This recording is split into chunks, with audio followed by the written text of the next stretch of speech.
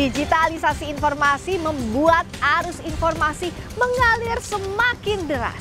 Dengan ini, setiap orang bisa jadi jurnalis dadakan, menyampaikan informasi lewat gawainya masing-masing. Inilah yang disebut sebagai citizen journalism atau jurnalisme warga.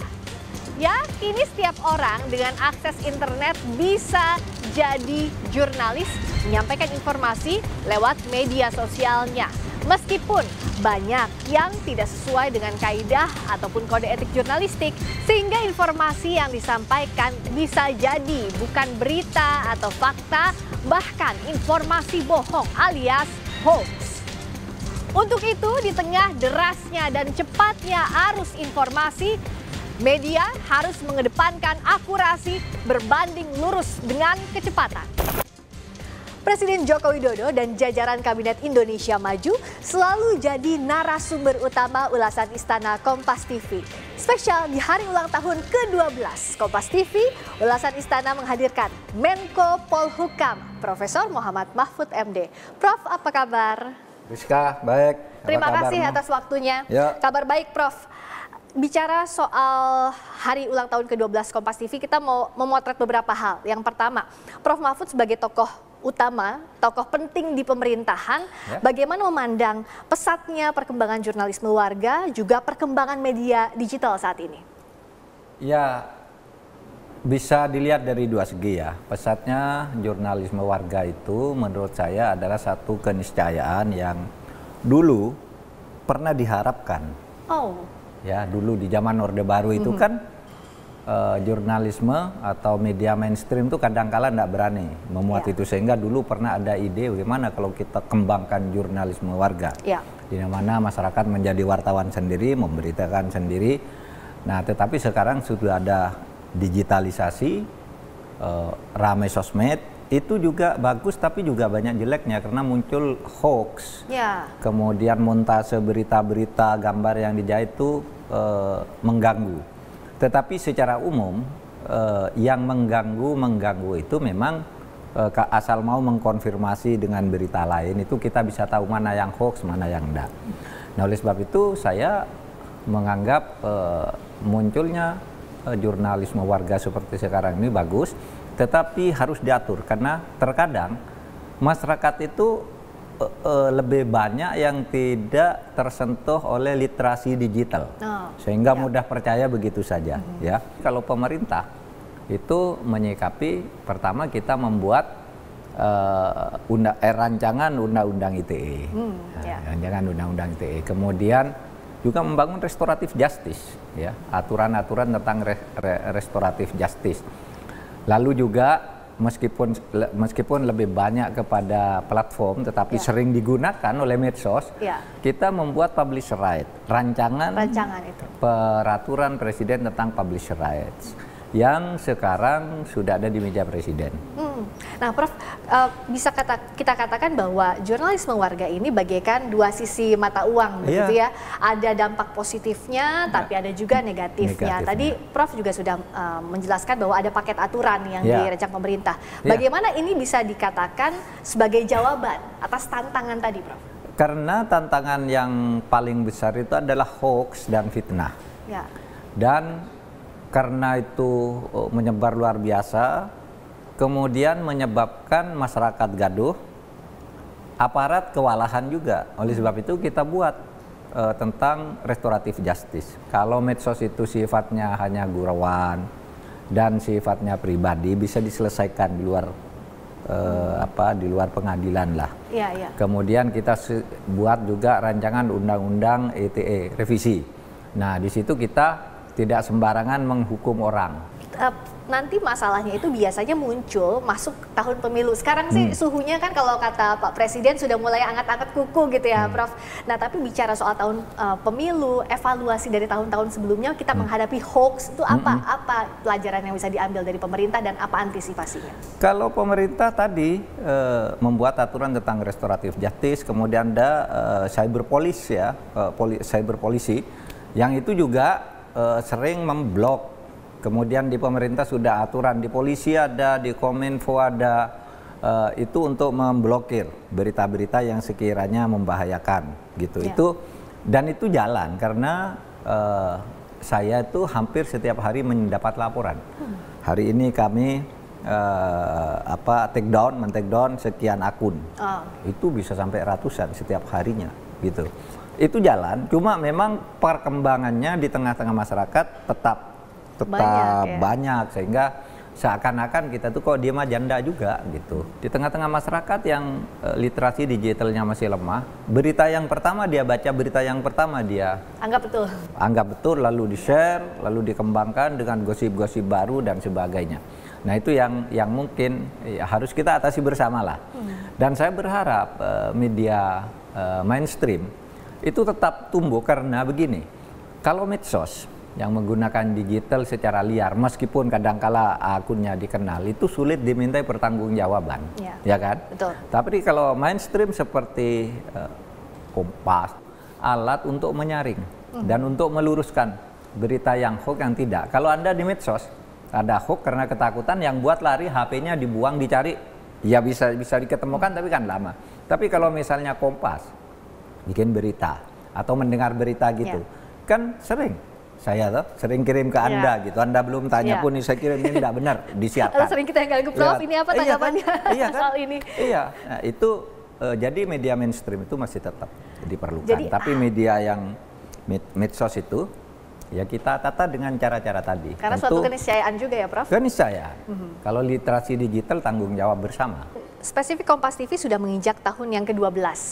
Prof Mahfud, bagaimana melihat Kompas TV sebagai sumber berita yang independen terpercaya? Bagus, saya ikuti terus. Dan itu apa yang terjadi hari ini bisa jelas hari ini bagi saya. Sehingga ketika besok ada wartawan telepon, tengah malam wartawan telepon, apa Pak itu? Saya sudah tahu masalahnya, sehingga saya tinggal cari jawabannya, kan gitu.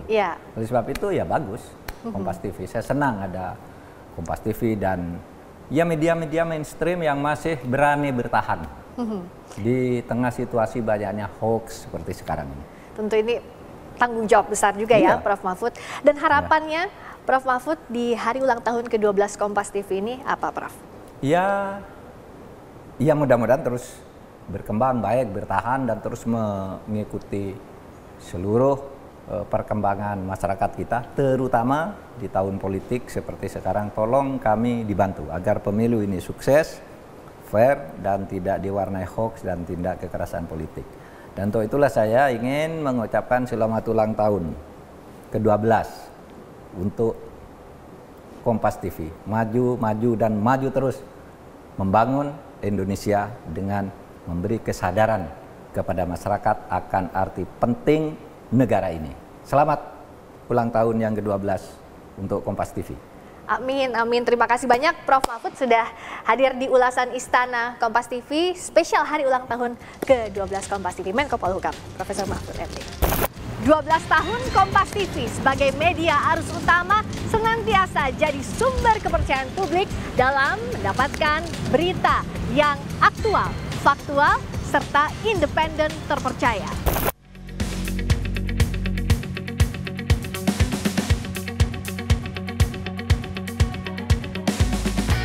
Halo saudara, saya Dipo Nurbagia, jurnalis Kompas TV. Saat ini saya sedang meliput agenda Presiden di KTT 43 ASEAN yang diselenggarakan di JCC Senayan, Jakarta. Direncanakan di sini Presiden akan memimpin 12 pertemuan selama KTT berlangsung. Nah, biasanya sebelum meliput agenda Presiden tentu saya juga harus belajar dulu, harus riset dulu supaya nanti pada saat liputan nggak bingung. Nah, tapi yang tidak kalah penting juga persiapan yang dilakukan oleh teman saya. Nah, ini namanya Mbak siapa Mbak? Halo, saya Gani. Nah, ini adalah juru kamera Kompas TV yang juga bertugas di Istana ya Mbak Gani ya? Betul. Senang nggak bertugas di Istana? Senang bisa menyaksikan bekal sejarah dari dekat. Oke. Ini biasanya sebelum liputan Presiden, alat-alat yang disiapin apa aja sih? Ini ada kamera. Ini kamera ya? Tripod. Yang paling penting ini. Ini apa nih? Kita menyebutnya alat live. Ini yang memungkinkan kita untuk mengirim gambar ke kantor secepat-cepatnya biar cepat tayang di layar. Oke. Jadi kalau teman-teman semua ngelihat Presiden Jokowi di TV live, nah itu alatnya pakai ini. Intinya meliput agenda presiden seru, banyak pengalaman baru. Ya, ini adalah salah satu dari sekian banyak agenda presiden yang kita liput bersama juga dengan teman-teman lainnya yang bertugas di istana. Mau dadah-dadah dulu? Oke, terima kasih. Itu tadi di balik layar ulasan istana Kompas Malam Kompas TV yang hadir setiap pekan melepaskan dahaga seputar isu politik dari istana. Di hari ulang tahun ke-12 Kompas TV, kami sajikan topik terpanas soal atraksi politik. Hanya jeda beberapa hari setelah Presiden Jokowi mewanti-wanti ojo kesusu mendukung capres-cawapres karena atraksi politik belum usai, manuver mengejutkan pun terjadi. Nasdem dan PKB mendeklarasikan Anies Muhaimin berujung hengkangnya Demokrat dari Koalisi Perubahan untuk Persatuan.